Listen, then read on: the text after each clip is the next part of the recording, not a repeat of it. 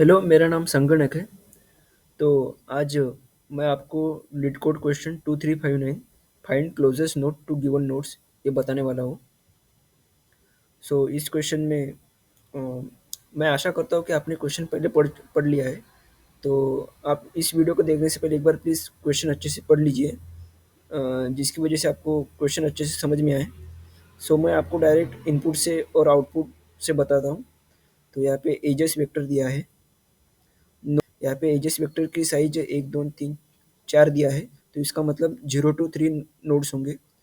Node 0 की value, as of 0 की value 2 है। इसका मतलब नोड 0 2 वेक्टर से डायरेक्टली कनेक्टेड है, डायरेक्टेड एज है। नोड 1 2 से कनेक्ट है, इंडेक्स 1 डायरेक्टेड कनेक्टेड है। और नोड 0 1 2 2 इंडेक्स 3 से कनेक्टेड है। और नोड 0 1 2 3 3 इंडेक्स की वैल्यू -1 है। इसका मतलब 3 इंडेक्स पे कोई आउटगोइंग एज नहीं है।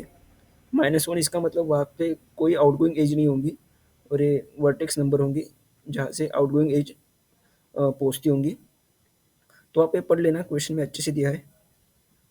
तो हमें आउटपुट ये निकालना है कि नोड 1 और नोड 2 से अ, अ, अ, आप अज्यूम कर लो कि आपके पास 3 वेक्टर है, 3 नोड है ए, बी, सी, जो नोड 1 और नोड 2 से रीचेबल है।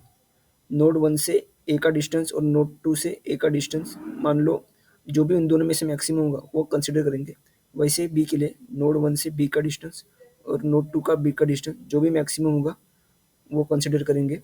और उसी की तरह सी के लिए भी नोड 1 का डिस्टेंस सी के लिए और नोड 2 का डिस्टेंस सी के लिए उन दोनों में से जो भी मैक्सिमम होगा वो कंसीडर करेंगे। जितने भी अपन ने मैक्सिमम किया है उसमें से जो मिनिमम होगा वो आंसर होगा। मिनिमम डिस्टेंस आंसर नहीं होगा, लेकिन जिस नोड के लिए मिनिमम होगा मैक्सिमम में से, वो आंसर होगा। तो मैं आपको इस एग्जांपल से बताता हूँ। 0 और 1 दो नोड है यहाँ पे, और इन दोनों से रीचेबल 2 भी है और 3 भी है। 1 से 3 का डिस्टेंस 2 है और 0 से 3 का डिस्टेंस भी 2 है, मैक्सिमम 2 है। ठीक है, 3 के लिए 2 आया, और 2 के लिए मतलब 0 1 से 2 का डिस्टेंस 1 है, और 2 का 0 से डिस्टेंस भी 1 है। इन दोनों में से मैक्सिमम 1 है, तो इस 2 के लिए 1। तो इन दोनों मैक्सिमम में से जो भी छोटा होगा, तो छोटा क्या है 1, तो वो 2 के लिए ना, तो आंसर होगा 2 2 इंडेक्स। तो आप एक बार क्वेश्चन पढ़ लेना, समझ में आ जाएगा। अगर कोई भी रीचेबल वर्टेक्स नहीं मिलेगा तो आपको रिटर्न -1 करना होगा। तो प्लीज़ एक बार आप क्वेश्चन अच्छे से पढ़ लेना। हाँ, तो ठीक है। तो इसका लॉजिक मैं आपको बताता हूँ।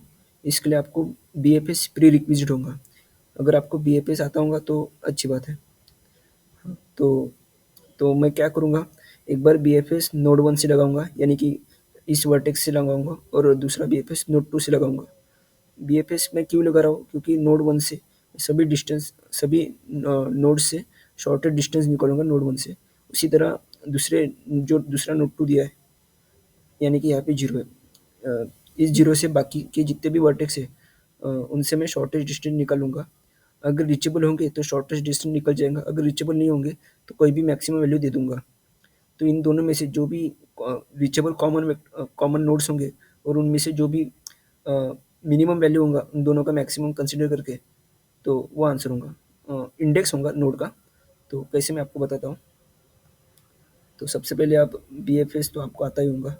मैं अज्यूम कर रहा हूँ कि आपको बीएफएस आता होगा। तो एक बार ये मैंने बीएफएस का फंक्शन इम्प्लीमेंट कर दिया, क्योंकि अपने को 2 बार बीएफएस कॉल करना है, तो इसलिए। ये नॉर्मल बीएफएस फंक्शन है, ये इटरेटिव फंक्शन है। यहाँ पे इटरेशन है, मतलब इटरेटिव, रिकर्सिव नहीं है ये। बस मैंने 2 बार बीएफएस कॉल करना है, इसलिए बीएफएस का फंक्शन बना है। ये क्यू है, ये विजिटेड वेक्टर, ये एडजेसेंसी लिस्ट, ये डिस्टेंस जो जहाँ पे शॉर्ट डिस्टेंस स्टोर हो जाएंगे, और ये सोर्स वर्टेक्स। तो आप बीएफएस जानते ही होंगे। तो एडजेसेंट नोड के लिए अगर नहीं विजिटेड होगा तो पुश करेंगे, फिर डिस्टेंस निकालेंगे। ये नॉर्मल बीएफएस है, आपको आता ही होगा, मैं अज्यूम कर रहा हूँ। तो सबसे पहले तो मेन फंक्शन यहाँ से स्टार्ट होगा।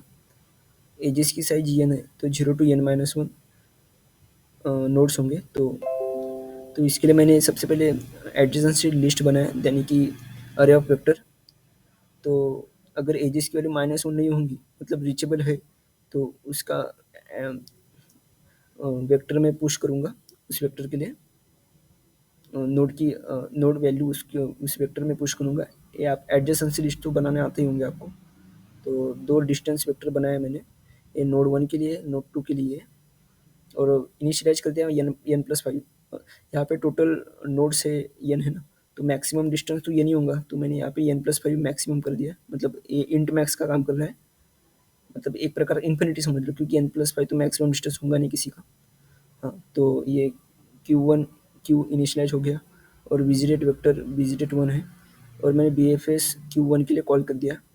तो डिस्टेंस 1 में मिनिमम डिस्टेंस आ जाएगा, बाकी और नोड में से अगर रीचेबल होंगे तो, अगर रीचेबल नहीं होगा तो मैक्सिमम n+5 स्टोर हो जाएंगी। ये नोड 1 के लिए है, वैसे ही BFS नोड 2 के लिए मैंने कॉल किया है। तो वैसे ही डिस्टेंस 1 और डिस्टेंस 2 में सारी वैल्यू आ जाएंगी, अगर वो रीचेबल होंगे, यानी कि दोनों की वैल्यू n+5 नहीं होंगी, मतलब रीचेबल है, तो जो भी डिस्टेंस होगा उनमें से जो भी मैक्सिमम है वो कंसिडर करना है। फिर जितने भी मैक्सिमम होंगे उनमें से मिनिमम निकालना है।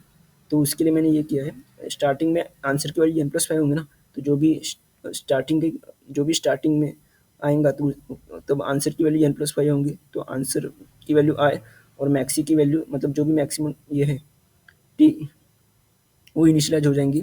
अगर बाद में मैक्सी की वैल्यू टी से बड़ी मिली तो अपने को छोटा करना है, तो मैक्सी की वैल्यू टी हो जाएंगी और आंसर की वैल्यू आई हो जाएंगी। ये इक्वल टू इसलिए है कि अगर दोनों की वैल्यू, मान लो कि अगर दोनों मिनिमम मैक्सिमम सेम सेम आ गया, तो मिनिमम इंडेक्स अपना आंसर होगा, तो ये उसके लिए है।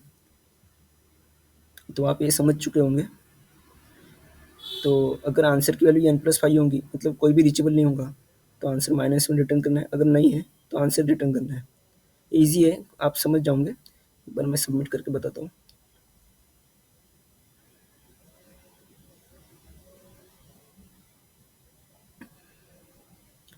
तो यहाँ पे एक्सेप्टेड होगा, ग्रीन टिक। तो यहाँ पे मेन मतलब BFS था।